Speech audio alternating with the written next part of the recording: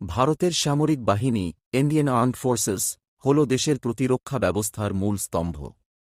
এটি দেশের সীমানা রক্ষা, অভ্যন্তরীণ নিরাপত্তা বজায় রাখা এবং প্রাকৃতিক দুর্যোগ বা জাতীয় জরুরি অবস্থার সময় সহায়তা প্রদান করে। ভারতের সামরিক বাহিনী তিনটি প্রধান বিভাগে বিভক্ত: স্থলবাহিনী ইন্ডিয়ান আর্মি, নৌবাহিনী ইন্ডিয়ান নেভি এবং বিমান বাহিনী ইন্ডিয়ান এয়ারফোর্স। স্থলবাহিনীর মূল কাজ দেশের স্থলসীমানা রক্ষা করা, যুদ্ধে শত্রুদের প্রতিহত করা এবং প্রাকৃতিক দুর্যোগের সময় ত্রাণ ও পুনর্বাসনে সহায়তা করা। এর বিশেষ বাহিনী হল প্যারাসফোর্স, পারাসফ এবং গার্ড রেজিমেন্ট। বিখ্যাত অপারেশনগুলোর মধ্যে রয়েছে কার্গিল যুদ্ধ 1999 এবং অপারেশন মেঘদূত। নৌবাহিনীর মূল কাজ সমুদ্রসীমা রক্ষা করা, জলপথে শত্রুদের মোকাবিলা করা এবং মানবিক সাহায্য ও দুর্যোগ ব্যবস্থাপনা করা।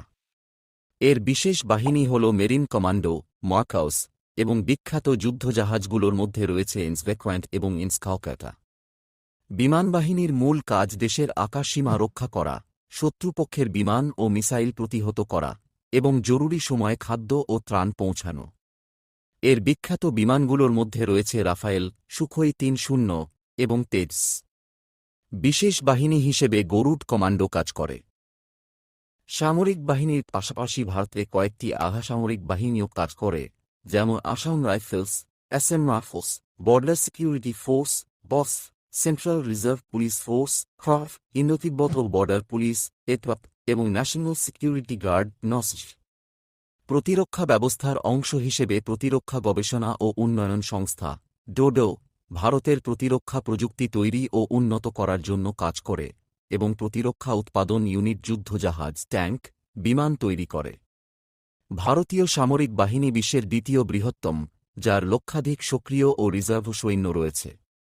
ভারতের পরমাণু অস্ত্রবিশিষ্ট বাহিনী প্রতিরক্ষার জন্য প্রস্তুত এবং এর যুদ্ধ সরঞ্জামের মধ্যে রয়েছে অর্জুন ট্যাঙ্ক, ইন্সভেক্রম্যারিয়ে যুদ্ধজাহাজ এবং রাফায়েল যুদ্ধবিমান।